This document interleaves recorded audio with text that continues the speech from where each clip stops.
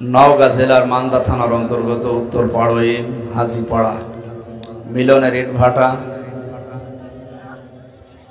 এলাকাবাসী কর্তৃক আয়োজিত তাফসিরুল কোরআন মাহফিলের স্বনামধন্য সভাপতি।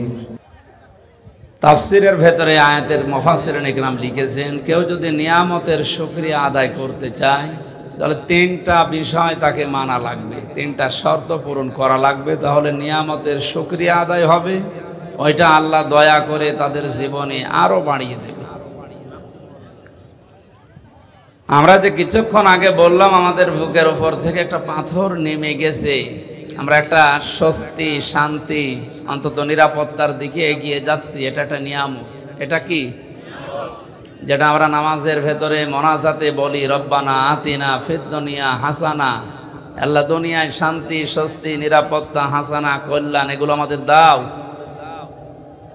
লক্ষ লক্ষ মানুষের দোয়া হয়তো আল্লাহ কবুল করি, আমাদেরকে শান্তি স্বস্তি নিরাপত্তার দিকে নিয়ে যাচ্ছেন। হাসানা মানে অনেকগুলো অর্থ আছে। হাসানা তার অন্যতম অর্থ হচ্ছে মানুষ যদি নিরাপত্তা পায়, এটার অন্যতম অর্থ হাসানা।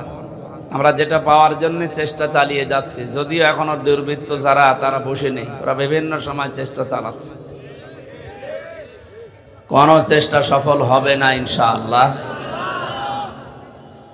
যিনি এখন দায়িত্বে আছে অনেকে অনেকে বলতেছে যে উনি মুরব্বী মানুষ, কি করতেছে কি করবে। আপনি কি জানেন লোকটা কে আর তাকে নিয়ে এসেছে কে? একটা পাকা খেলোয়াড়।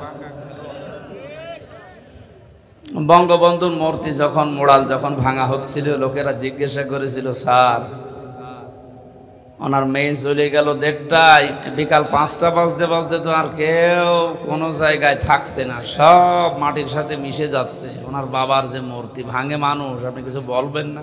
কি বলবো? ওনার মেয়েকে জিজ্ঞাসা করে। এ কথার ওজন কেমন টের পাচ্ছেন?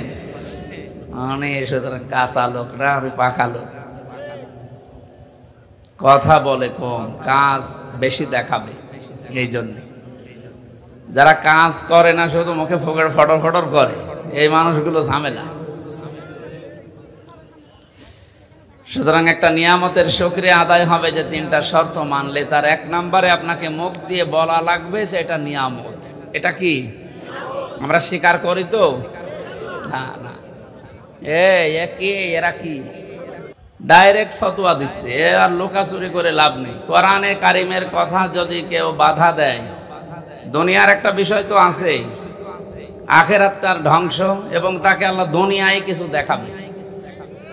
আমি আজকেও আসার সময় বাংলাদেশের গোয়েন্দা বিভাগের প্রধান যিনি, উনি কথা বলছিলেন যে আপনি সারা দেশে উন্মুক্তভাবে কোরআনের কথা যে ফোর্সে আল্লাহ দিয়েছেন ওই ফোর্সে বলবেন, কোনো বাধা নেই, কোনো নিষেধ নেই, কোনো অনুমতি নেই। কেউ যদি কিছু বলে, সে যেই হোক, শুধু আমার একটু জানাবেন, বাংলাদেশের যেখানেই থাক ওর ঠ্যাং ভেঙে ফেলবে। কিন্তু 2টা কথা উনি জানিয়েছেন। 1 নম্বরে যেখানেই মাহফিল করবেন, কমিটিকে বলবেন তারা যেন মেয়েদের জায়গাটা আলাদা রাখে, ওখানে যেন পুরুষ মানুষ ঝামেলা না করে। 2 নম্বরে ওনাদের যে নিরাপত্তা, বিশেষ করে শারীরিক কোনো ঝামেলা হলে ওই জায়গাতে ওইরকম পোশাক পায়খানা টয়লেটের ব্যবস্থা যেন করা লাগে সামর্থ্য অনুযায়ী।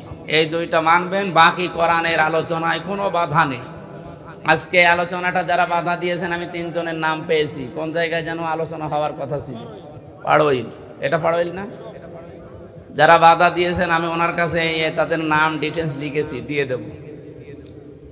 শুধু এলাকায় থাকা না, দেশেও থাকতে পারবেন না। এটা আর এই আগস্ট মাসের 5 তারিখের আগে নেই, এখন 5 তারিখ পার হয়ে গেছে।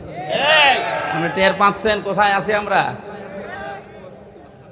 এই জন্যে নরম ভাষায় বললাম এটা। আর 2 নম্বর, আল্লাহর ফতোয়া যেটা আছে, কোরআনের কথা যেতে কেউ বাধা দেয়, তার জানাজার নামাজ নেই, তারে কবরে দেওয়ার দরকার নেই, কারণ ও এমনিও জাহান্নামে যাবে, অমনিও জাহান্নামে। আবু জেহেলে কোরআনের বিরোধিতা করে আবুল হাকাম থেকে আবু সাহিল হয়েছিল। আপনার নাম যতই সুন্দর থাক, যদি সত্যি আল্লাহর কোরআনে বাধা দেন, আপনার নামও কিন্তু উল্টাপাল্টা বিষয় লেগে যাবে। হ্যাঁ, আমি ওপেন বলছি, রাজনৈতিকভাবে এদেশে যেহেতু ইসলাম কায়েম করার জন্যে চেষ্টা অনেকে চালাচ্ছে, সবচেয়ে বেশি শ্রম এবং কোরবানি যারা দিয়েছে তাদের ভেতরে আপনারা সবাই স্বীকার করবেন এক বাক্যে, বাধ্য হবেন বাংলাদেশ জামাত ইসলামী। এটা সবাই জানে, সে যেই হোক।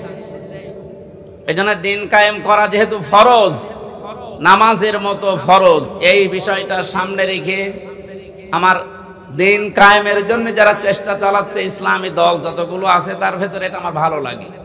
এজন্য আমি এটাকে সাপোর্ট করি মনে প্রাণে, এবং যত রকমের সাহায্য আছে আমি সব করার চেষ্টা করি। দ্বিতীয় নম্বর বিষয়, এইটা তো আর রাজনৈতিক অনুষ্ঠান না, প্রচলিত যে রাজনীতি, এমনিতে রাজনীতি ফরজ, কিন্তু কোরআনের, কিসের? কোরআনের রাজনীতি করা ফরজ। 903টার উপরে আয়াত আল্লাহ ডাইরেক্ট ইনডাইরেক্ট মিলে দিয়েছেন, ওটা ফরজ না হলে এত কথা দিত না। যেহেতু প্রচলিত যে রাজনীতির কথা আমরা অনেকে বুঝতেছি 53 বছরে, ওই রকম একটা অনুষ্ঠান এটা না, এটা একটা ইবাদত। এটা কি? কোরআনে কারিমের এই আলোচনাটা একটা ইবাদত।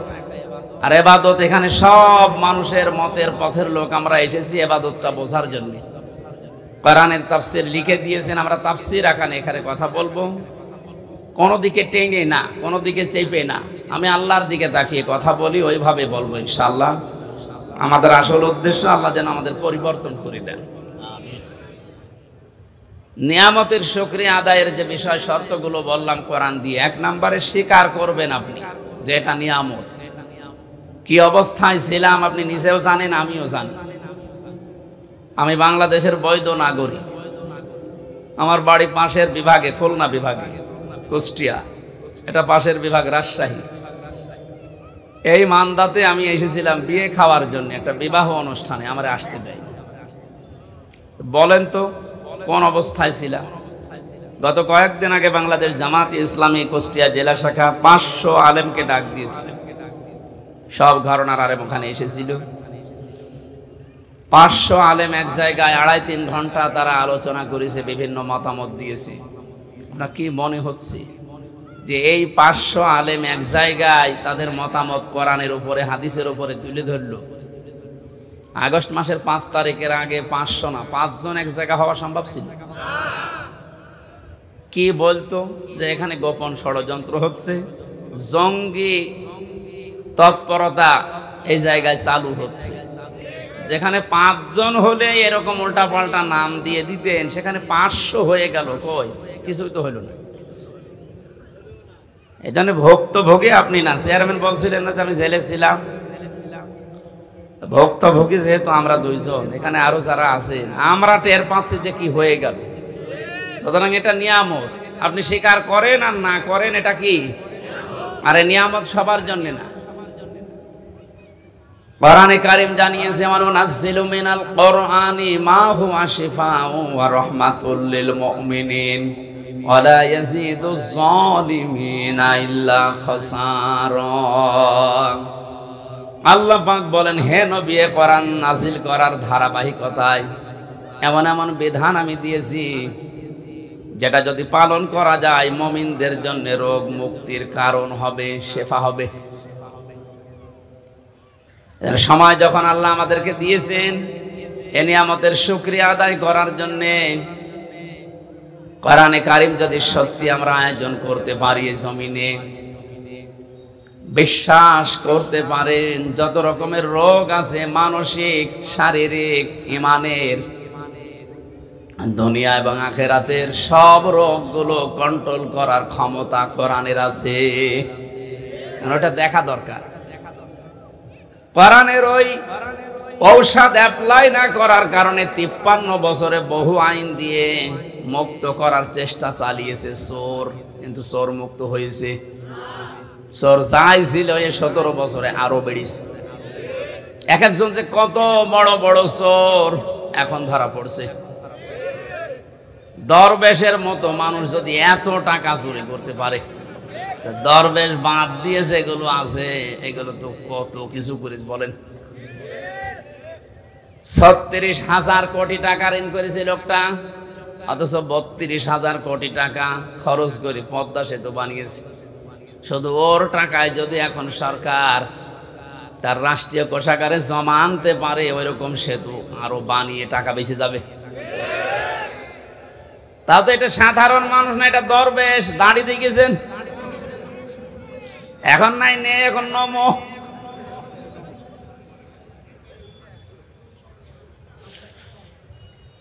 এই জন্য চোর মুক্ত করার জন্য বহু চেষ্টা চালিয়েছে, জিরো টলারেন্স পর্যন্ত ঘোষণা দিয়েছিল বঙ্গবন্ধুর মেয়ে। পারে তো নাই, চোর দিন যত গেছে তত বেড়েছে। কারণ চোর মুক্ত করার জন্য যে ঔষধ দরকার এ 53 বছরে পড়ে নাই। বিশ্বনবী জানিয়েছেন পৃথিবীতে এমন কোন রোগ নেই যে রোগের ঔষধ নেই, কিন্তু সঠিকভাবে রোগটা নির্ণয় করার পরে যদি ঔষধ দেওয়া যায় মাস্ট বি রোগ ভালো হবে। এতদিন পর্যন্ত যেহেতু রোগের ঔষধ পড়ে নাই, সূরা মায়েদার 38 নম্বর আয়াতটা পড়া লাগবে। অসারিকু ওয়াসারিকাতু ফাকতাউ আইদিয়াহুমা জাযাম বিমা কাসাবা নাকালাম মিনাল্লাহ ইলা আখিরি আয়াত। আল্লাহ পাক বলেন চোর পুরুষ হোক আর নারী হোক, সাক্ষ্য প্রমাণে যদি ধরা পড়ে যায় অবশ্যই তার হাত কেটে দেওয়া লাগবে। এটা হচ্ছে দুনিয়ার শাস্তি। কোন জায়গার? আখিরাতে কি হবে সেটা আল্লাহ জানে। এবার বাস্তবের দিকে নিয়ে আসেন। আপনি কে কোন আদর্শ মানেন, দল করেন, আমি জানি না। কোরআনের এই আয়াতটা যদি 53 বছর আগে যখন সংবিধান তৈরি হয়েছিল স্বাধীন করার পর, ওই সময় যদি আমরা এই আইনটা জারি করে দিতে পারতাম, আমার মনে হচ্ছে এই 24 সালে হাজারো মানুষের হাত শরীরে থাকতো না। বিশেষ করে বড় বড় চোরগুলো, অনেকে মনে করছে চুরি করলেই হাত কেটে দাও, তাহলে দেশে কারোর হাতই থাকবে না। চুরি করলে হাত কাটা না, ওটা যদি অভাবে চুরি করে তাহলে তার অভাব দূর করে দেওয়া লাগবে, স্বভাব ভালো করে দেওয়া লাগবে। স্বভাব ভালো করার জন্য যে পদ্ধতিগুলো আছে ওই ধাঁচে ফেলা লাগবে। আর যদি স্বভাবে চুরি করে কেউ, আমার তো মনে হয় দেশে যারা বড় বড় চোর একটারও কোনো অভাব নেই, সবই স্বভাবে চোর। এটা মানুষের টাকা লাগে কত, চুরি করে তাও যদি আপনি নিয়ে যেতে পারতেন আপনাকে আমি কিছু বলতাম না। নৌকায় পার হচ্ছি, ওর বন্ধুরে যখন ধরেছে বন্ধু বলছে আমি একা ধরা খাবো। ওই যে আল্লাহর ওলি ঘন্টা, ওই যে সালমান এফ রহমান, ওর দাড়ি কই, ওগুলো দাড়ি কেটে ফেলেছে। তো আপনি কি করলেন বলেন তো? এখন এই যে ডিম খাচ্ছেন উপর দিয়ে নিচ দিয়ে, আরো তো জায়গা মতো পড়েননি। আমাদেরকে যে সমস্ত জালেমদের হাতে দিয়েছিলেন, আপনাদেরকেও যদি ওই রকম সামনে কেউ পড়ে যায়, ডিম দেখবে জায়গায় দিয়ে দেবে। এই যে হাতের আঙ্গুল নখ দিলে ফেলে, এগুলো রিমান্ডে দেখাচ্ছিল যে আমরা যে এইভাবে নখ তুলি। এইরকম লোক জালেম শুধু ওদেরই, আর জালেম নেই, এখনো আছে। এই জন্যে আপনার কিছুই হয়নি। এই আয়াতটা যদি কার্যকর থাকতো আপনি চুরিও করতে পারতেন না, আজ আপনার উপরে ডিম খাওয়া লাগতো না। কোরআন নাজিল করার ধারাবাহিকতায় যেহেতু বিভিন্ন ঔষধ আছে, এগুলো এখন সব জায়গায় প্রতিষ্ঠিত করা দরকার। তাহলে জান্নাত, মিনি জান্নাত আপনি বাংলাদেশে দেখতে পাবেন। এজন্য এই নিয়ামতে সবাই আনন্দিত না। ওয়ালা ইয়াজিদু যালিমিনা ইল্লা খাসারা। হে নবী, জালেমদের জন্য কোরআনে কোনো ঔষধ নেই। কোরআনের যত সুন্দর কথায় তাদেরকে শোনান, তাদের শুধু ক্ষতি বৃদ্ধি হবে, রাগ হবে। এজন্য বাংলাদেশে দ্বিতীয়বার স্বাধীন হওয়ার পরে অনেকের মনে আনন্দ নেই। কিছু মানুষের মনে এখনো পর্যন্ত দুঃখ, এখনো তাদের ক্ষতি বৃদ্ধি হতে আছে। দিন যত যাবে জালেমের কোনো সুসংবাদ নেই, ও আরো প্যাসে পড়বে। কারণ কি বলেন তো? কারণ জালেম যারা, এই শব্দটা এত ভয়ঙ্কর মারাত্মক শব্দ।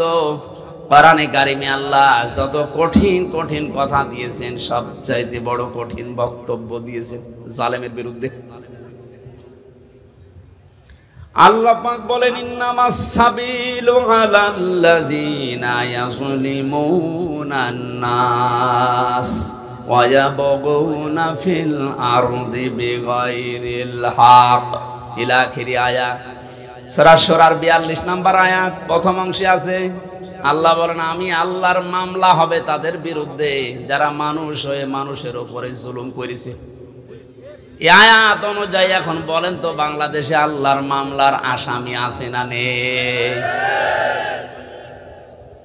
আল্লাহ ইয়াজলিমুন আল মুসলিমুনা দেননি যে মুসলমানদের উপরে যারা জুলুম করেছে, ইয়াজলিমুন আন নাস মানুষ হয়ে যারা মানুষের উপরে করেছে তাদের জন্য আল্লাহর মামলা রেডি হয়ে আছে। 17 বছর আপনি কি করলেন বিবেকের কাছে প্রশ্ন করেন? আপনি হামজার মামলার আসামি না আপনি আল্লাহর মামলার আসামি? দ্বিতীয় শব্দ আরো মারাত্মক, ওয়ায়াবগুনা ফিল আরদি বিগাইরিল হক, অন্যায় ভাবে যারা পৃথিবীতে বিশৃঙ্খলা তৈরি করার জন্য বিদ্রোহ করে। এই 5 তারিখের পর থেকে 4-5টা গ্রুপ বিদ্রোহ করে ফিরেছে, সামনে এখনো 2-3টা আছে। আপনি এখন আনসারের নাম নিয়ে অধিকার আদায়ের জন্য মাঠে নেমেছেন, 17 বছর কোথায় ছিলেন?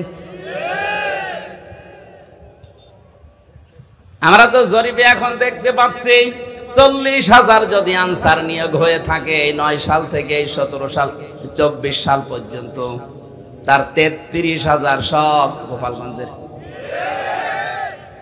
এতদিন আপনি মায়ের কাছে বলতে পারেননি, এখন মামার কাছে, মামা বাড়ি আবদার পেয়েছে।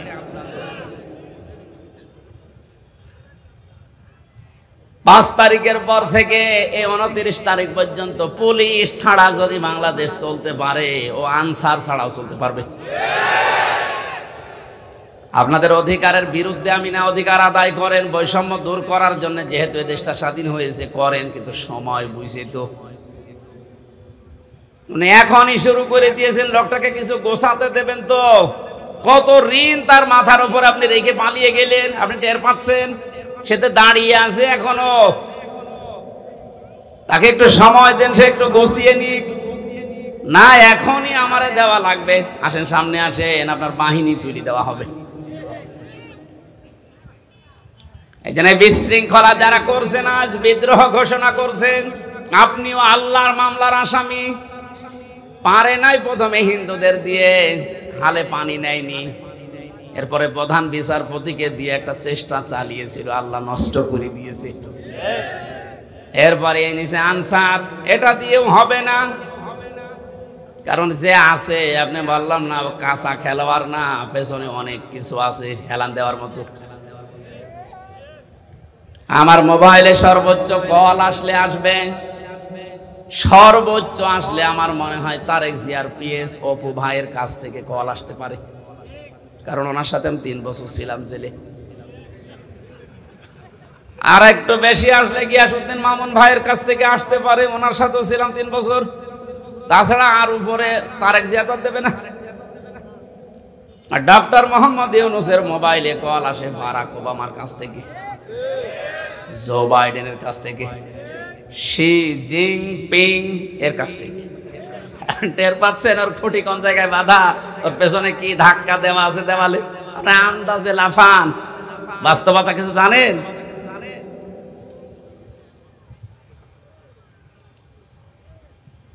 আজ অনেকে আপার কাছ থেকে মোবাইলে কল পেয়ে বলছে আপা ঘাবড়াবেন না, আপনি ঘাবড়ালে আমরা নরম হয়ে যাই। একটা পাগল, কোন জামানায় কোন দেশে কোন গর্তের ভেতরে আছে ও টের পাচ্ছে যে লোকটা কি, যে লোকটা ভারতকে এই থ্রেট দিতে পারে, বেশি ঝামেলা করলে 7 সিস্টার উড়িয়ে দেব, তার পেছনে কি খুঁটি আছে আপনি জানেন না। ও যদি এই মুহূর্তে চাপ দিয়ে বলে যে ভারত যারে নিয়েছেন বধূ হিসাবে ফেরত দেওয়া লাগবে কালকের ভেতরে, কারণ এ কথা তো ওর কথা নাই, কথা ওকে বলাচ্ছে, ভারত বাধ্য হবে 24 ঘন্টার ভেতর ফেরত। 24 ঘন্টা লাগবে না, 24 মিনিটে ফেরত পাঠাবে। এইরকম একটা লোক। আর আপনি আন্দাজে এখান থেকে ফতোয়া দেন, বাবা ঘাবড়াবেন না, ঘাবড়াবেন না। আপনি 2টা পিটনি খেলে সব ভুলে যান, আর তার সিকিউরিটিতে গেছেন। এজন্য বাস্তবতা আপনি কিছুই টের পাচ্ছেন না ভাই। অনেক দূরের বিষয়। আমি সামনে আসা আয়াতের ভেতরে যদি আসি আমি সামনে কথা বোঝাবো ইনশাল্লাহ। যেটা বোঝাতে চাচ্ছিলাম সহজ সরল ভাষায়, আজ বিশৃঙ্খলা তৈরি করার জন্য যারা বিভিন্ন বাহিনীকে কাজে লাগাচ্ছেন, আমার তো যতটুকু বাস্তবতা, রিমান্ডে আরে 3 বছর, চরিত্র এত খারাপ, ওই মানুষগুলো শেষে দেখবেন পতিতাদেরকেও রাস্তায় নামিয়ে দেবে। কোনো কিছুতেই কোনো কিছু উপরে উঠতে পারবেন না। কারণ ছাত্রদের আন্দোলন শুধু না, আমার মনে হয় আল্লাহ ফেরেশতা পাঠিয়েছিল, আবাবিল পাখি পাঠিয়ে যেমন আল্লাহ রক্ষা করেছিলেন কাবা ঘরকে, বাংলাদেশে আল্লাহ একটা কিছু দেখাতে চায়, এই জন্য আল্লাহ ছাত্রদের মতো ফেরেশতাদেরকে আল্লাহ শহীদ করিয়েছে। মনে করছেন শহীদ হয়ে গেছে, এ মানুষগুলো এমনি এমনি শহীদ হয়নি। ওয়ালিয়ালাম আল্লাহুল্লাযীনা আমানু ওয়া ইয়াত্তাখিযা মিনকুম শুহাদা।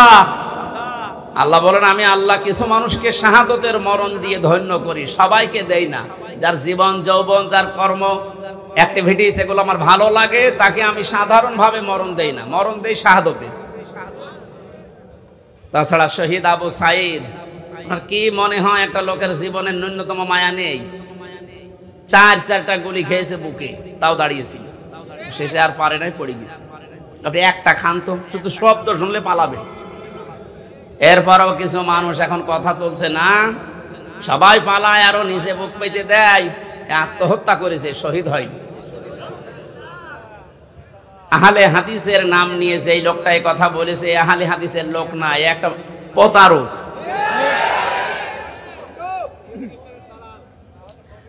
আহলে হাদিসের এই যে রাজশাহীর গোদাগাড়ির অধ্যাপক মজিবুর রহমান, ওনার সাথে আমি উমরায় ছিলাম রমজানে। কি উনি আহলে হাদিস না?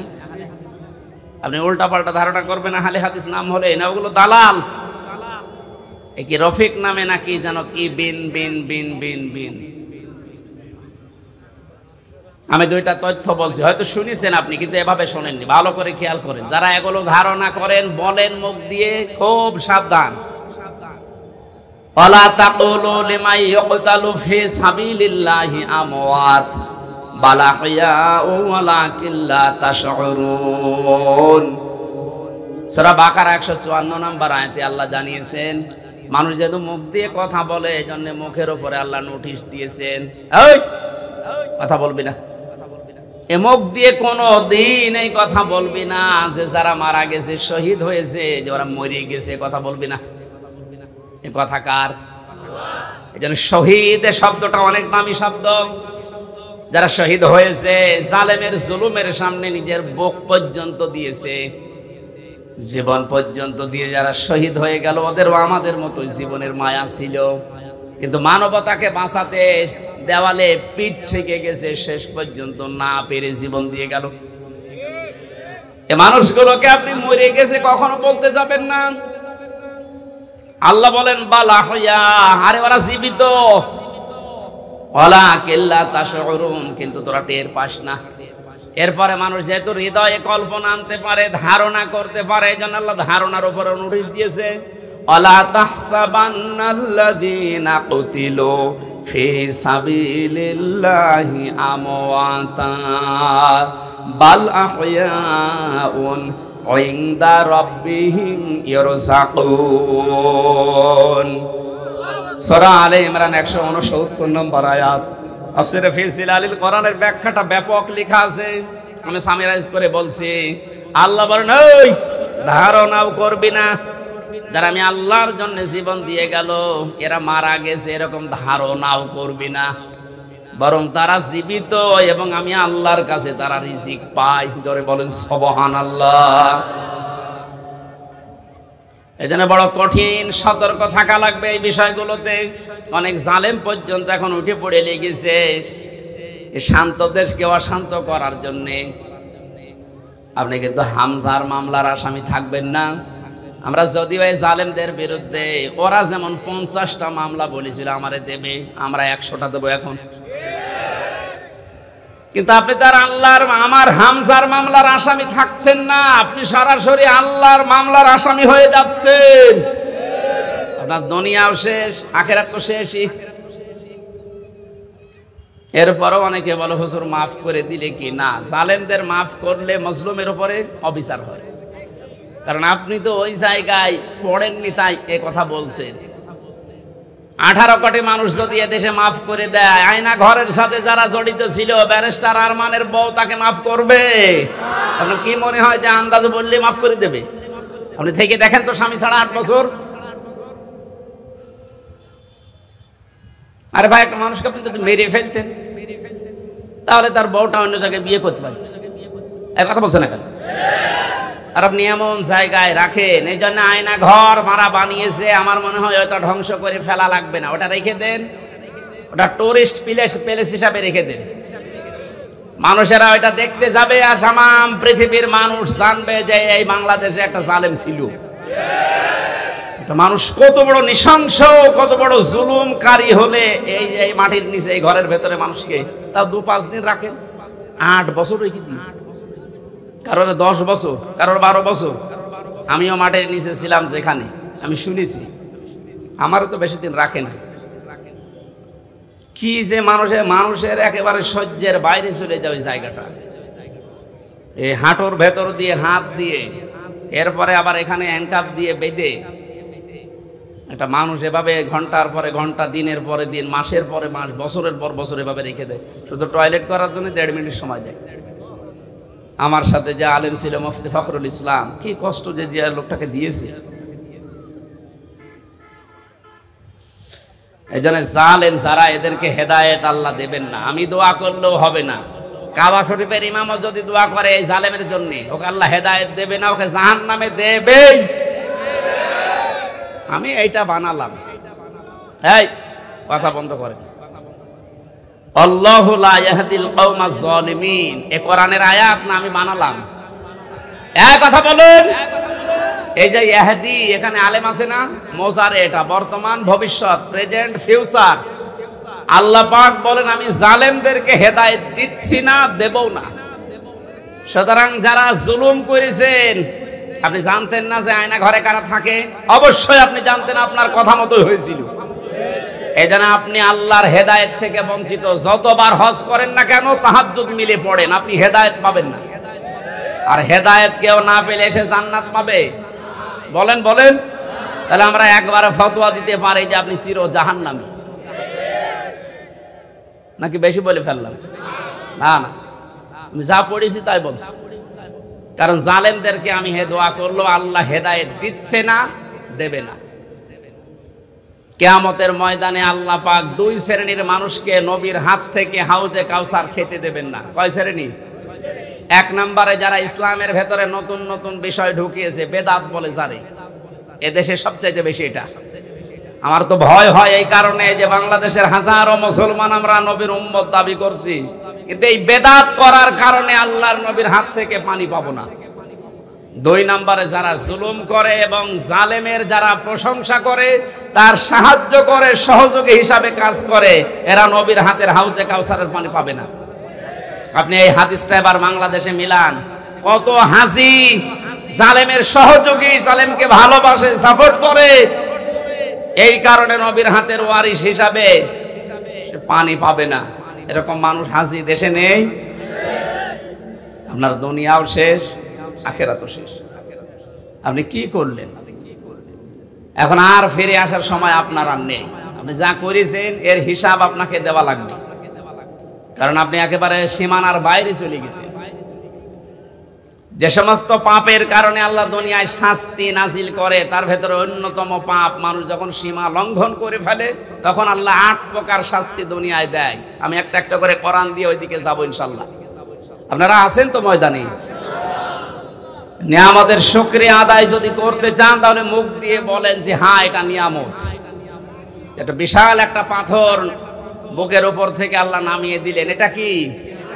কিন্তু যারা স্বীকার করছে না, এখনো অনেক জালেম নেই যে স্বীকার করছে না, এখনো পর্যন্ত এই দুর্বিসন্ধিতে লিপ্ত আছে।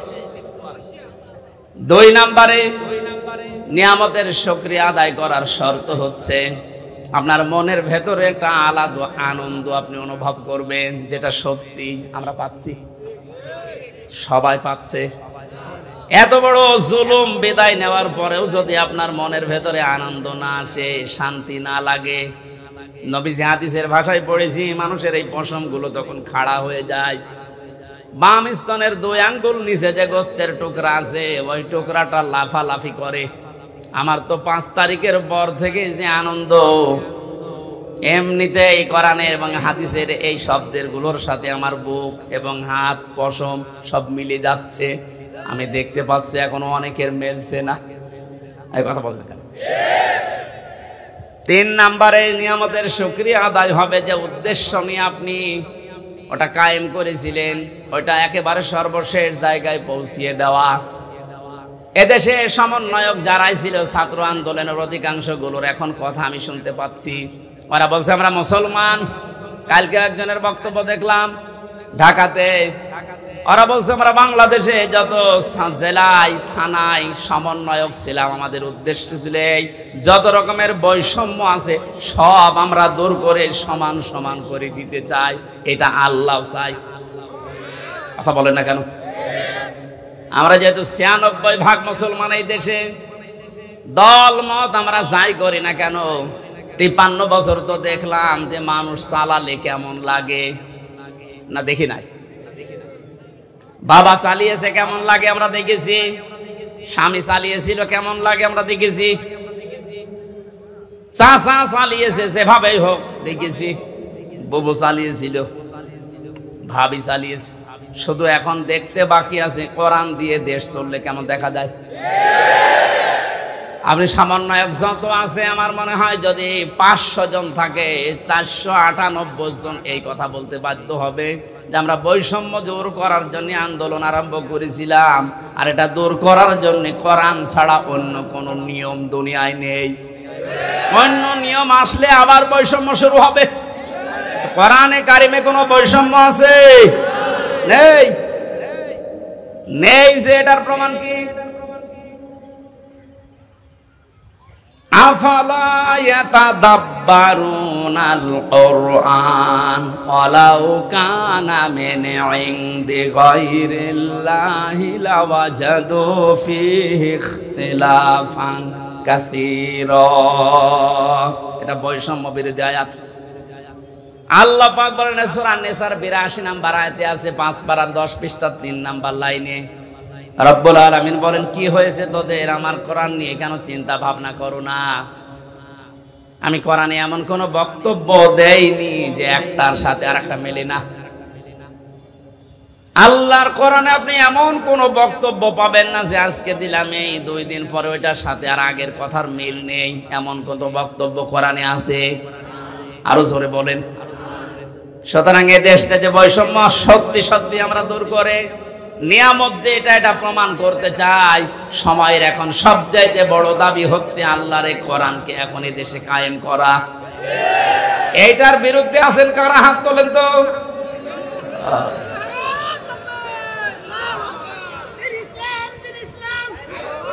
ঠিক আছে, মানুষের এখনো মনে হয় ওই ঘোর কাটেনি। আমার মনে হয় আমান আজমি ভাই এই যে জেল কি আয়না ঘর থেকে এসে এখনো যেমন স্বাভাবিক হতে পারেনি, ব্যারিস্টার আরমান আয়না ঘরে 8 বছর থাকার পরে এখনো উনি স্বাভাবিক হতে পারেনি। আমিও জেলখানায় 3 বছর, আমি এখনো স্বাভাবিক না। এখন ওই দেশের আমার মনে হয় জনগণ এখনো স্বাভাবিক হয়নি, মনে করছে 5 তারিখের আগে আসি না। এখন আর 5 তারিখ নেই, এখন 29 তারিখ। কত বলেন বলেন। যেন এর দাবি এখন এইটা, যেহেতু বৈষম্য দূর করার জন্য সংস্কার করার জন্য সব জায়গায় কাজ চলছে, সব চাইতে বড় সংস্কার হবে এখন যে জালেমগুলোর কারণে পুলিশ বাহিনীর বদনাম হয়েছে ওদেরকে প্রকাশ্যে যা ভালো লাগে ওরা করা দরকার। সব পুলিশের দোষ আছে? কখনো না। হাতে গোনা কয়েকটা জালেমদের দোষও যারা ছিল, বিশেষ করে আমার রিমান্ডে যে কয়েকজন ছিল, আমি তো অন্যগুলোর খবর ভালো জানি না, এদের আমি চিনি। আমি আকিজ গ্রুপে চাকরি করতাম, 8 দিন হাসপাতাল। এই শয়তানরা আমারে তুলে নিয়ে টাকা খাবে বলে ওই মালিককে এখন এই 5 তারিখের আগেও টাকা নিয়েছে। আমার মামলার আয়োজক ছিল মিজানুর রহমান, এই মাদারীপুরে ট্যাকের হাটে বাড়ি। এরে খুঁজে বেড়াচ্ছে, যদি পায় এরে পিটিয়ে মেরে ফেলবে। আমার কুষ্টিয়াতে আমাদের সামনে 14 জন মানুষকে একদিনে মেরেছে, 5 তারিখে একদিনে। দারোগা সাহেব আলী। কুষ্টিয়ার মানুষ যদি ওর চেহারা পায় কি যে করবে মানুষ, কারণ যারা মারা গেছে সব আমার বাড়ির আশপাশে।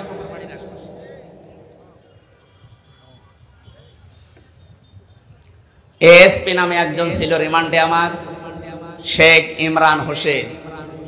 ওর বাড়ি খুলনা ফুলতলা এলাকায়। ওর বাবা আওয়ামী লীগের উপজেলা চেয়ারম্যান। ওরও খুঁজে বেড়াচ্ছে, কারণ 5 তারিখের আগে পর্যন্ত নাকি এরা টাকা নিয়েছে। স্যার আজকে আমারে কল দিয়েছিল, হুজুর 5 তারিখের আগেও আমার কাছে টাকা নিয়ে গেছে। এখনো যদি 5 তারিখ না আসতো মনে হয় আরো টাকা চাইতো। সুতরাং ওদেরকে আপনি ক্ষমা করবেন কি, কোন জিনিস দেখে? এই শয়তানগুলোর কারণে আজ হাজার হাজার পুলিশ এখনো পর্যন্ত ভয় আছে, বের হচ্ছে না বাইরে। এই জন্য বাহিনীর সবার দোষ না, যাদের দোষ এইগুলোকে এখন এই বাহিনীর সামনে এনে দেওয়া দরকার, যে নে যা পারবি ফুটবল খেল। কালকে ইনোরে একটা লাথি দেয়নি একজন? সম্মানিত ভাইরা, আমি যেটা বোঝাতে চাচ্ছিলাম, যেহেতু সংস্কার আরম্ভ হয়েছে আর এইটা করার জন্য ওনারা আন্দোলন করেছিল, সুতরাং সংস্কার খুব তাড়াতাড়ি করেন, নয়তো জালেমরা কিন্তু বসে নেই। ওরা একটা একটা করে ইস্যু তৈরি করবে, আবার অশান্ত করার চেষ্টা করবে।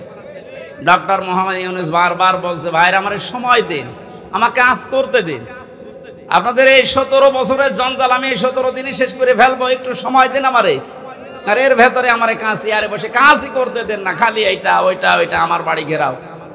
তা আপনি ওনার বাড়ি ঘেরাও করে কি করবেন? ওনারে তো পেছনে যারা খুঁটি দিয়ে রেখেছে তারা তো আর এই বাড়ি ঘেরাও কিছু মনে করে না। এই জন্য এই সমস্ত ছোটখাটো কাজ করে আপনি টার্গেটে পড়ে যেন না। সংস্কার যখন চলছে, বাংলাদেশের যত ডিসি আছে, এসপি আছে, টিওনো আছে, ওসি আছে, যারা জালেমদের সহযোগী ছিল, সবাই না, যারা ছিল ইমিডিয়েট তাদেরকে এই মুহূর্তে বাধ্যতামূলক বাদ দিয়ে দেয়। কারণ এরা যদি একটু ফাঁক ফকড় পায় ওরা কিন্তু অনেক কিছু করে ফেলবে। এই জন্য আমাদের উচিত হচ্ছে তাড়াতাড়ি করে এই সংস্কারগুলো খুব তাড়াতাড়ি আরম্ভ করা। ডক্টর আসিফ নজরুল সাহেব উনি ঘোষণা কালকে দিয়েছে যে খুব তাড়াতাড়ি এটা করা হবে, একটু তাড়াতাড়ি করেন, নয়তো এখনো ঝামেলা কাটছে না। আমরা নিয়ামতের শুকরিয়া আদায়, যে 3টা পদ্ধতি শুনলাম, মুখে স্বীকার করা, অন্তরে আনন্দ পাওয়া, আর যে উদ্দেশ্য নিয়ে এটা করেছে ওই উদ্দেশ্যটা এখন এই সংস্কারের মাধ্যমে কায়েম করা। আল্লাহ আমাদেরকে এভাবে নিয়ামতের শুকরিয়া আদায় করলে আমরা যেটা চাই ওইটা আল্লাহ আরো বাড়িয়ে দেবে। ওয়ালাইন কাফারতুম, যদি না শুকরি করেন, যদি না বোঝার ভান করে থাকেন, যদি এবার ভুল করেন, এই ভুল কিন্তু আর শুধরানোর জায়গা থাকবে না। আর ইন্না আযাবিলা শাদীদ, আল্লাহর আযাব শাস্তি বড় কঠিন। আল্লাহ তুমি আমাদেরকে এই আয়াতটা এক্ষুনি বাস্তবে মেনে নেওয়ার তৌফিক দাও, বলেন আমিন। দরুদ আর সালাম পড়ি আমাদের নবী মুহাম্মদ রাসূলুল্লাহর উপরে সাল্লাল্লাহু আলাইহি ওয়াসাল্লাম। আমার আজকের আলোচনার বিষয় হচ্ছে এই যে আযাব গজবগুলো একটা একটা করে এখনো থামছে না, আসতে আছে। এগুলোর কারণ ব্যাখ্যা করব আজকে কোরআন দিয়ে। সূরা রুম 41 নম্বর আয়াত। কত নাম্বার? আল্লাহ রাব্বুল আলামিন বলেন, আউযু বিল্লাহি মিনাশ শাইতানির রাজীম, বিসমিল্লাহির রহমানির রহিম।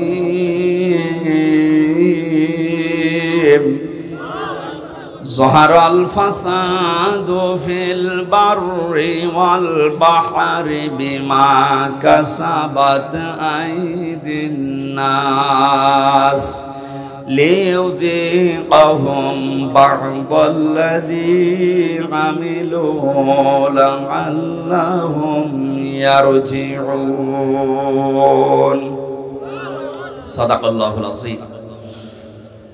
আল্লাহ পাক বলেন, জলে স্থলে যে বিপদ আপদ মুসিবত, যে গজবগুলো দেখতে পাচ্ছ, সব কিন্তু তোমাদের হাতের কামাই করা বস্তু। আমি এগুলো দিতে চাই না। ওমা আসাবাকুম মিন মুসিবাতিন ফাবিমা কাসাবাত আইদিন নাস ইলা আখিরি আয়াত। সূরা শুরার ভেতরে আল্লাহ জানিয়েছেন, যত অপরাধ করো, আমি যদি সব পাপের শাস্তি দুনিয়ায় দিতাম, শ্বাস করার সময়ও পেতে না। আমি আল্লাহ আমার দয়ার কারণে অধিকাংশগুলোই মাফ করে দেয়, আর কিছু শাস্তি তোমাদের পাপের জন্য একটু মজা চাকাই। কেন চাকাই জানো? লিউযিকাহুম, এই শাস্তিগুলো তোমাদের উপরে আমি দিয়ে লাআল্লাহুম ইয়ারজিউন, আমি আশা করি তোমরা ফিরে আসবে। ও বাংলার জনগণ, পাথর নেমে গেছে বলে আপনি আবার উচ্ছৃঙ্খল হয়ে যাবেন না। কারণ উচ্ছৃঙ্খল যারা, যে মানুষগুলো জালেম, যারা মানুষের অধিকার নষ্ট করে, ওই মানুষগুলোকে আল্লাহ পছন্দ করে না, করবেও না। আমরা যেন সংশোধন হওয়ার নিয়ত যখন এসেছি, পাপের এই কারণগুলো আগে আবিষ্কার করা। প্রতিটি যুগে যুগে আমরা দেখেছি আল্লাহ যে আযাবগুলো নাযিল করেছিলেন তার কিছু কিছু কারণ পেয়েছি। সূরা আনকাবুতের 40 নম্বর আয়াতের ব্যাখ্যা আল্লাহ পাক বলেন, ফাকুল্লান আখাযনা বিযামবিহি ফামিনহুম মান আরসালনা আলাইহি হাসিবা ওয়া মিনহুম মান আখাযাতুহুমুস সাইহাতু ওয়া মিনহুম মান খাসাফনা বিহিল আরদা ওয়া মিনহুম মান আগরাকনা ইলা আখিরি আয়াত। আমি প্রত্যেক যুগে পাপীদের পাপের কারণে আমি তাদেরকে, তাদের অপরাধের কারণে আমি পাকড়াও করেছিলাম। কাউকে আমি বৃষ্টির ভেতরে বৃষ্টি দিয়ে দুনিয়া থেকে বিদায় দিয়েছি, কাউকে পাথরের বৃষ্টি, কাউকে আমি আল্লাহ বন্যা দিয়ে দুনিয়া থেকে বিদায় দিয়েছি। এরকম 8-9টা শাস্তির কথা আয়াতের ব্যাখ্যায় আমরা পেয়েছি। এখন যেহেতু বন্যা চলছে, কি চলছে? যদিও আমার যতটুকু ধারণা বা বাস্তবতায় যা দেখছি, এর জন্য এককভাবে দায়ী আমাদের এই প্রতিবেশীরা।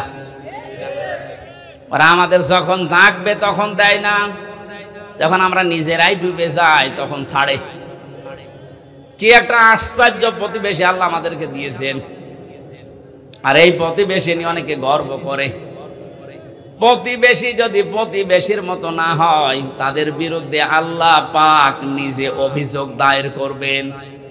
সুতরাং আপনারা প্রতিবেশী হিসাবে যা করছেন, এটা প্রতিবেশীর কাজ না। আমরা তাফসিরে হাদিসে এমনও পেয়েছি, প্রতিবেশীর মর্যাদা মূল্য এত বেশি, নবীজি বলতেন মাঝে মাঝে যে জিবরাইল যেভাবে প্রতিবেশীর কথা আমারে শোনায়, আমার তো মনে হচ্ছে যে আমার জমি জায়গা আবার প্রতিবেশীকে দিয়ে দেয়া লাগে কিনা। এত হক, এত অধিকারের কথা জিবরাইল এসে প্রতিবেশীর বিষয়ে নবীকে জানাতেন। আর আমরা কি কপাল নিয়ে আসলাম, প্রতিবেশী একটা পেয়েছি, কন্যা দিয়ে দিলাম, তারপরও বন্যা দিয়ে শেষ করে দিচ্ছে। আর কি দেব? যিনি বলেছিলেন যা দিয়েছে ভোলার মতো না, কোনদিন ভুলতে পারবে না, তাকেই তো দিয়ে দিলাম। কন্যা দেওয়ার পরে যদি বন্যা খাওয়া লাগবে, জানতাম যে কন্যা জীবনও দিতাম না। হেলিকপ্টারের মালিককে বলে দিতাম যে ভাই ওইদিকে না, যে অন্যদিকে যান। প্রতিবেশী আপনারা কিন্তু টার্গেট হয়ে যাচ্ছেন আল্লাহর। তারপরেও যেহেতু প্রতিবেশী, আপনাদেরকে আহ্বান জানাচ্ছি, আপনাদের মানবিক যে দিকগুলো আছে একটু ফুটিয়ে তোলেন। কি অবস্থায় 12-13টা জেলার যে অবস্থা দেখতে পাচ্ছি, সহ্য করার মতন। আমার যেহেতু অনুষ্ঠানগুলো বিভিন্ন প্রান্তে নেওয়া আছে, এই জন্য সবসময় আমি যেতেও পারছি না। অর্থনৈতিকভাবে যতটুকু আমার সামর্থ্য আছে আমি চালাচ্ছি কাজ। বাংলাদেশ জামাতে ইসলামী কুষ্টিয়া জেলা শাখার পক্ষ থেকে ওনারা খরচ করে যাচ্ছে। আমি আহ্বান জানিয়েছি, আমার জেলার ভেতরে যারা আছেন, সঠিকভাবে যদি এই মানভাষী মানুষকে কিছু দিতে চান, অন্যের হাতে দিলে হয়তো 2 নাম্বারই হতে পারে। আমার যতটুকু বাস্তবে দেখা, এদের হাতে দেন, সঠিক জায়গায় পৌঁছিয়ে যাবে, যাচ্ছেও তাই। আপনারা যা করলেন এই মানুষগুলোকে, এদের আর দেখার মতো, শোনার মতো, এদের দুঃখ এর এখন কিন্তু মজলুম। আর আমরা জানি তাকি দাওয়াতাল মাজলুম ফাইন্নাহা লাইসা বাইনাহু ওয়া বাইনাল্লাহি হিজাব। আল্লাহ পাক বলেন, পৃথিবীর মানুষেরা আর যাই করো না কেন, মজলুমের বরদুয়া থেকে নিজেকে বাঁচিয়ে রাখবা। খুব ভয়ঙ্কর বিষয়টা। মাজলুম সে যে কেউ হতে পারে। ও যদি সত্যিই মন থেকে এই জুলুমের কারণে কিছু বলে, আল্লাহ কিন্তু সত্যি সত্যি ওটার ফেরত দেয় না, সঙ্গে সঙ্গে কবুল করে নেয়। এর বাস্তব উদাহরণ যে ছোট হুজুরটা, রাফিকুল ইসলাম মাদানি, এই ছেলেটা আমার সাথে ছিল প্রথম 2 মাস। আমারে বলছিল, হামজা ভাই আমারে প্রথম ধরার পরে রিমান্ডে যেদিন আমার রাত 12:30টার সময় হাতির ঝিলে নিয়ে গেছে, পুরা উলঙ্গ করেছে, আমার শরীরে এক টুকরা কাপড় রাখতে দেয়নি, রাস্তা 2 দিক থেকে ব্লক করে আমার পুরা শরীরটা উলঙ্গ করে একটা সিগারেট আমার হাতের ভেতরে ধরিয়ে দিয়েছে। একটা অর্ধ উলঙ্গ মেয়ে লোক কোথা থেকে যেন নিয়ে আসলো, আমার পাশে দাঁড় করিয়ে ছবি তুলতেছে, আর একে অন্যকে বলছে এটা আজকে ছড়িয়ে দেওয়া লাগবে, তাহলে দেশের মানুষ বুঝবে যে হুজুরের অবস্থা কি। উনি বলছে, আমি একজনকে জিজ্ঞাসা করলাম এক এসআইকে যে আপনারা যা করলেন আমার সাথে এটা কি সত্যি ডিবির হারুন স্যার জানে? ওই এসআই বলছে জানে না মানে, ও হারুন স্যারই করাচ্ছে।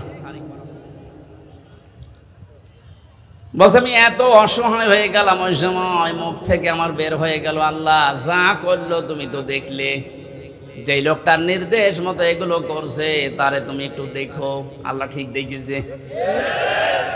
ছোট হুজুরকে যা করেছিল আল্লাহ দুনিয়ায় থাকতে ওরে দেখিয়েছে 3 ইঞ্চি, রাস্তায় বের হতে পারে না, মহিলারা পর্যন্ত নাকি এখন জিকির করছে 3 ইঞ্চি 3 ইঞ্চি। কি কোথায় নামিয়েছে আল্লাহ দেখলেন। এটা রেকর্ড হচ্ছে, এজন্য যারা প্রতিবেশী আছেন খুব সতর্ক থাকেন, মাজলুমের দোয়া কিন্তু আল্লাহ ফেরত দেবে না।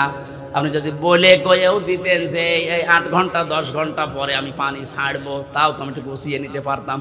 রাতের বেলা ঘুমিয়ে আসে আর পানি দিয়ে আপনি ভাসিয়ে দিলেন।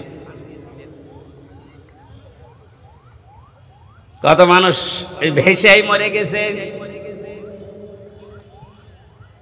আমার ভাইরা, যে বন্যা জলোচ্ছ্বাস এগুলো আসার পেছনে যে কারণগুলো পেয়েছি আমরা, যদি মুনাফিকি বেড়ে যায়, উপরে ফিটফাট ভেতরে সদরঘাট, আর এই চরিত্রের মানুষ আমার জানা মতে বাংলাদেশে বেশি। এই 15 বছরে কত আলেম পর্যন্ত মুনাফিক হয়ে গেছে। আল্লাহ এমনিতে এই বিপদগুলো দেয় না।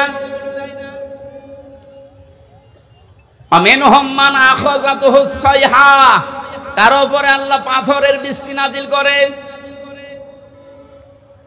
তাফসীরের ভেতরে পড়েছি, আয়াতের ব্যাখ্যা করতে গিয়ে হযরতে শুআয়ব আলাইহিস সালামের ঘটনাটা ফি জিলালিল কোরআনে আছে। ওয়া ইলা মাদিয়ানা খাহুম শুআয়বা ক্বালা ইয়া কওমি ইবুদুল্লাহা মা লাকুম মিন ইলাহিন গায়রু ইলা আখিরি আয়াত। আল্লাহ পাক বলেন, মাদায়েন শহরে হযরতে শুআয়বকে তার ভাইদের কাছে আমি পাঠিয়েছিলাম। তিনি মাদায়েনে, হযরতে শুআয়ব মিশরের মাদায়েন আইকা এই এলাকায় বাস করতেন। ডাক দিয়ে বললেন, আমার জাতির লোকেরা তোমরা আল্লাহর ইবাদত করো, তিনি ছাড়া ইলাহ এটা আর কেউ নেই। ইলাহ মানে, ইলাহ শব্দের 4টা প্রধান অর্থ আমি এই আয়াতের তাফসীরে পেয়েছি।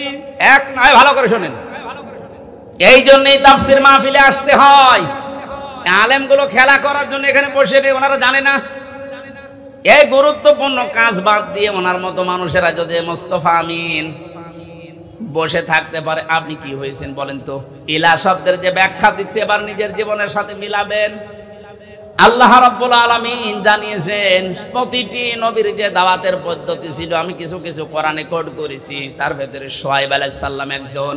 তিনি জাতির লোকদেরকে বলেছিলেন, জাতির লোকেরা আল্লাহর ইবাদত করো, তিনি ছাড়া ইলাহ নেই। কি নেই? আমরা যেহেতু নবীর ওয়ারিস, নাকি মানেন না? এক কথা বলেন না কেন? আমি তো প্রথমেই বলেছিলাম রাজনৈতিক ভাবে আমি একটা দলকে ভালোবাসি, সাপোর্ট করি, সহযোগিতা করি, কিন্তু এটা তো ওইটা না। আমি জাতির লোককে এখন বাঁচাতে চাই, ওরকম মন নিয়ে কথা বলছে। আমি নবীর ওয়ারিস হিসাবে এখন দায়িত্ব পেয়েছি। আল্লাহ পাক যে জানিয়েছে নবীদের এই কাজ ছিল, আমরা নবীর ওয়ারিস হিসাবে আমাদের একই কাজ। ওনারা যেটা বুঝিয়েছিল ওইটাই বোঝাচ্ছে, জাতির লোকেরা আল্লাহ ছাড়া কারো ইবাদত করা যাবে না, তিনি ছাড়া কোনো ইলাহ নেই। কি নেই? আরো জোরে বলেন। ইলাহ শব্দের ব্যাখ্যা বললাম কয়টা? 4টা। বলেন বলেন। 1 নম্বরে ইলাহ মানে আল্লাহ পাক বাদ দিয়ে আইন তৈরি করার ক্ষমতা কারণে এই জন্য আল্লাহ ইলাহ। আল্লাহ কি? এটা যতদিন পর্যন্ত আপনি না মানবেন আমি দাওয়াত দিতেই থাকবো আপনাকে, কারণ আপনি এখনো পর্যন্ত ক্লিয়ার না। আইন তৈরি করার দায়িত্ব দুনিয়ার কারো হাতে আল্লাহ ছেড়ে দেয়নি, এটা আল্লাহর হাতে। কারো হাতে ছেড়ে দিলে সে নিজের দলীয় কায়দায়, নিজের ব্যক্তিগত কায়দায়, নিজের স্বার্থে, দলীয় স্বার্থে ওইটা বানাইতো। কথা বলেন না কেন? আল্লাহকে ওই রকম এই কথা বলেন। আল্লাহ রাব্বুল আলামিন যেন সবার জন্য উপকার হয় এমন আইন তৈরি করেন, এই জন্য আইনের বিষয়টা আল্লাহ কাউকে ছেড়ে দেয়নি। রব্বুল আলামিন বলেন, হে নবী, মানুষেরা হয়তো আপনাকে মাঝে মাঝে জিজ্ঞাসা করতে পারে, ইয়াকুলুনা হাল্লানা মিনাল আমরি মিন শাইইন কুল ইন্নাল আমরা কুল্লাহু লিল্লাহ।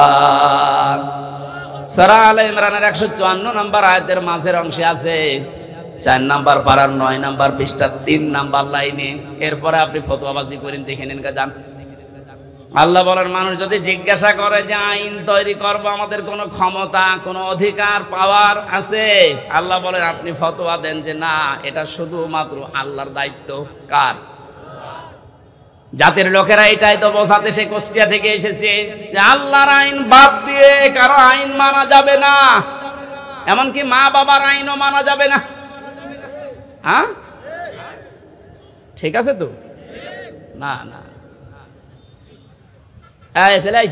এই যে হুজুর বলেন তো, মা বাবার আইন মানা জায়েজ আছে না নেই? আন্দাজ বলেন কেন? أقضى ربك ألا تعبدوا إلا إياه وبالوالدين إحسانا।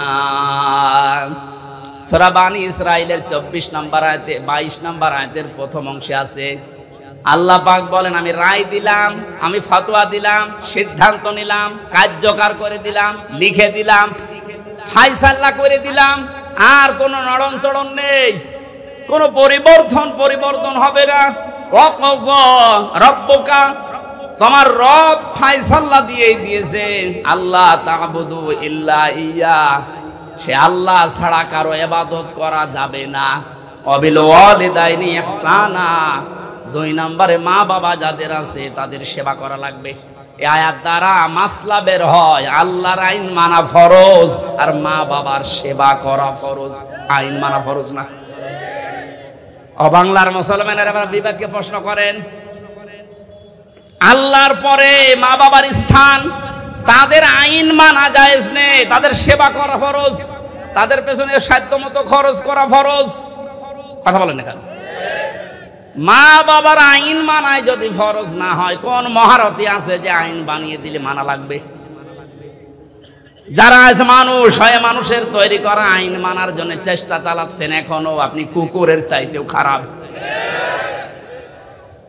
একটা কুকুরের আইন মানে মানুষ হয়ে, এরপরও আপনি মানুষের আইন তৈরি করার জন্য, তাদের আইন প্রতিষ্ঠার জন্য এখনো যদি কাজ করেন, সংগ্রাম করেন, টাকা পয়সা খরচ করেন, আপনি কিয়ামতে যখন উঠবেন মরণের পরে আপনার এই আকার থাকবে না, কুকুর হয়ে উঠবেন। এটা আমি বানালাম। হ্যাঁ, সূরা রহমানের ভেতরে আছে, ইউরাফুল মুজরিমুনা বিসিমাহুম ফায়ুখাযু বিন নাওয়াসি ওয়াল আকদাম। আমি লম্বা করে দলিলগুলো বলতে পারছি না, খুব তাড়াতাড়ি করছি। হযরত শুআয়ব আলাইহিস সালামের জীবনীতে এবার পেয়েছি, তাকে যে পাথরের বৃষ্টি দিয়ে ধ্বংস করে দিয়েছিলেন উম্মতদেরকে, হযরতে শুআয়ব জাতির লোককে বলেছিলেন, জাতির লোকেরা 2টা কাজ তোমরা বেশি বেশি করো, এই জন্য আল্লাহ এই গজব দিতে যাচ্ছেন, সতর্ক হও। ফাউফুল কাইলা ওয়াল মিজানা ওয়ালা তাবখাসুন নাসা আশিয়াআহুম ওয়ালা তুফসিদু ফিল আরদি বা'দা ইসলাহিহা ইলা আখিরি আয়াত। 1 নম্বরে জাতির লোকের ভেতরে এই কাজটা বেশি ছিল, তারা ওজনে কম বেশি করত। কিসে? ওজন মানে শুধু দাড়ি পাল্লার ওজন বলেন না, পৃথিবীর প্রতিটি জিনিসের ওজন আছে, আপনার বিবেকেরও ওজন আছে। এই যে চেয়ারে বসেছি, চেয়ারের ওজন আছে। যারা যে লেখাপড়া করায়, মাস্টার, শিক্ষক, ওস্তাদ, মুআল্লিম, তাদেরও ওজন আছে। তারা নেওয়ার সময় তো বিভিন্ন জায়গা থেকে জ্ঞান ভালোই অর্জন করেছে, এই যে মাস্টার, কিন্তু দেওয়ার সময় আর ঠিক মতো ছাত্র ছাত্রীদের দিতে চায় না। তখন বলে প্রাইভেট পড়া লাগবে, কোচিং করা লাগবে। কোরআনে কারীম যেন আমাদের নাম নিয়ে আয়াত আল্লাহ নাযিল করেছেন, ওয়াইলুল লিল মুতাফফিফিন আল্লাযীনা ইযা তালু আলান নাসি ইস্তাওফুন। আল্লাহ বলেন ধ্বংস হয়ে যাক ওই দোকানদারগুলো যারা ওজনে কম বেশি করে। এখানে শুধু দোকানদার উদ্দেশ্য না, দুনিয়ায় যে যেখানে আছে ওই জায়গায় নেওয়ার সময় ঠিক মতো নেয়, দেওয়ার সময় যারা কম দেয়, এই মানুষগুলো এই আয়াতের ভেতরে শামিল। তাদের ধ্বংস কামনা করছে কে? যে যে জায়গায় আছে আমাদের ওজন যেন কম বেশি না হয়।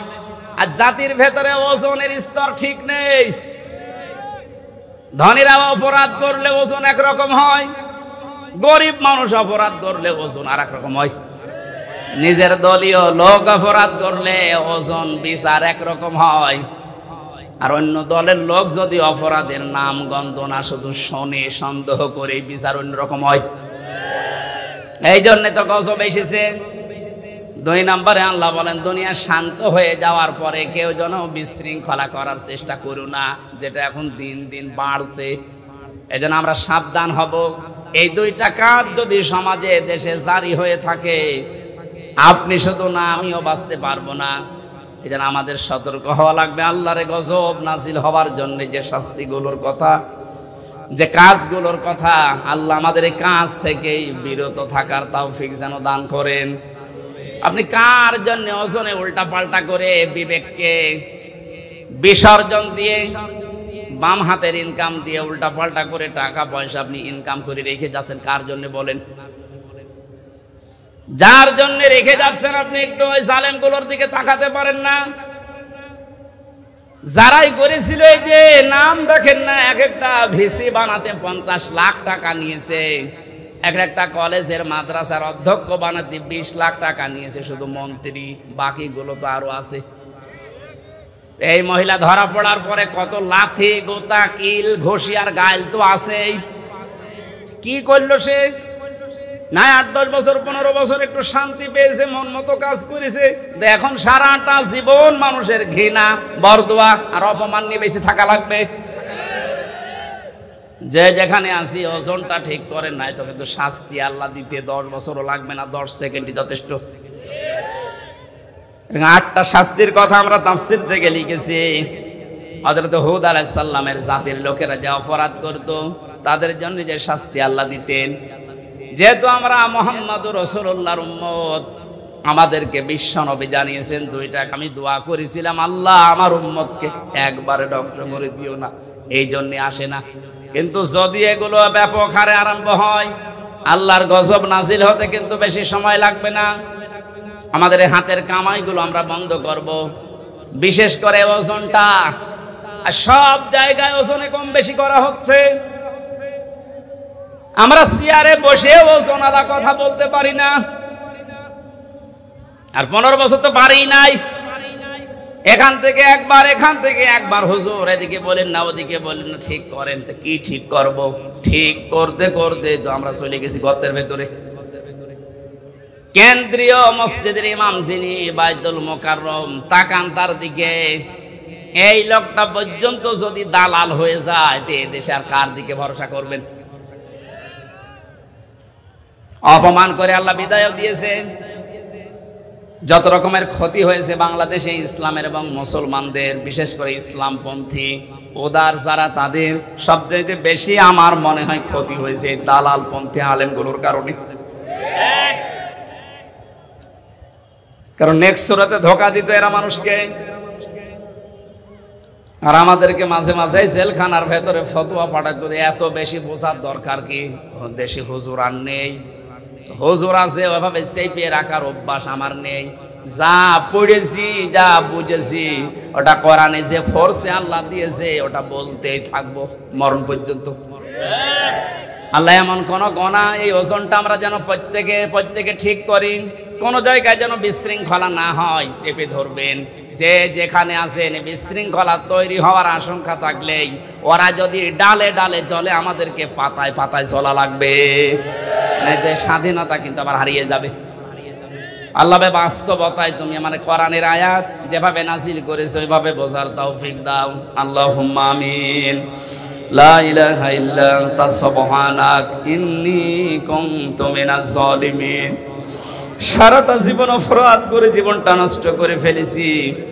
নবীরা যে দাওয়াত দিয়েছিল যে আল্লাহ পাক ছাড়া কারো ইবাদত করা যাবে না, ইলা তুমি ছাড়া আর কেউ নেই, এটা জাতির লোককে বোঝার তৌফিক তুমি দাও। তুমি আইনদাতা, তুমি রক্ষাকারী, তুমি প্রতিপালনকারী, তুমি আমাদের উকিল অভিভাবক। এই কথাগুলো তুমি আমাদের প্রত্যেকের অন্তরে বদ্ধমূল করে দাও। এই আয়োজনে যদি সওয়াব দিয়ে থাকো আল্লাহ কোটি কোটি গুণে বাড়িয়ে দাও। মুহাম্মদ রাসূলুল্লাহর রওজায় পৌঁছিয়ে দাও। যত মানুষ কবরে আছে আল্লাহ কবরবাসীদেরকে তুমি নিজ গুণে ক্ষমা করে দাও। কখন কার মরণ চলে আসে জানি না। রব্বুল আলামিন দেশটা যেহেতু মুক্তভাবে কথা বলার পরিবেশ ফিরিয়ে দিয়েছো, মুক্তভাবে তোমার আইন মানা যায় এরকম একটা পরিবেশ তুমি তৈরি করে দাও। প্রত্যেকের অন্তর তোমার হাতের ভেতরে। আজ যারা অনেকে ষড়যন্ত্রের শিকার হয়ে এখনো পর্যন্ত যারা উল্টাপাল্টা ধারণায় আছে মানুষগুলোকে বুঝ দাও। আল্লাহ তাআলা শয়তান তো বসে নেই, ওর কাজ চালিয়ে যাচ্ছে, এদের যেন শান্ত না থাকে, তোমার আইনের পরিবেশ যেন না থাকে। অনেকে বিভিন্ন কায়দায় চেষ্টা চালিয়ে যাচ্ছে, তাদের হেদায়েত কামনা করছি। যদি না থাকে আল্লাহ তুমি তাদেরকে ধ্বংস করে দাও। মা বোনদেরকে পর্দায় থাকার তৌফিক দাও, স্বামী সোহাগিনী বানিয়ে দাও। সবচাইতে বড় দোয়া আল্লাহ এই দেশটা এখন বড় ঋণ, তুমি সব ঋণ পরিশোধ করার তৌফিক আমাদেরকে দান করো। এই দেশটা তুমি মেহেরবানি করে উপরে তুলে দাও। তোমার আইন দিয়ে চলছে এটা দেখে মরার তৌফিক আমাদেরকে দান করো আল্লাহ। কত আলেম এখানে এসেছে আল্লাহ, আলেমদেরকে তুমি কবুল করো। শ্রদ্ধাভাজন সভাপতি বাবলু চৌধুরী আল্লাহ যে দায়িত্ব তার কাঁধের উপরে দিয়েছো সততার সাথে ঈমানের সাথে পালন করার তৌফিক দাও। বারাকাল্লাহু লানা ওয়া লাকুম ফিল কুরআনিল আযীম। কখন কার আজরাইল চলে আসে জানি না, এখনো জানি না কার কাফনের কাপড়ে মান্দা বাজারে এসে পড়ে আছে। রব্বুল আলামিন মুসাফির অবস্থায় দোয়া করছি, মরণ আসবে আমাদের চিন্তাও নেই, টেনশনও নেই, কিন্তু আমরা ঈমান নিয়ে মরতে চাই। সব রকমের ষড়যন্ত্র শয়তানের ধোঁকা থেকে বাঁচিয়ে একবারের জন্যও যেন শেষ কথা এটা বলতে পারি, লা ইলাহা ইল্লাল্লাহু মুহাম্মাদুর রাসূলুল্লাহ।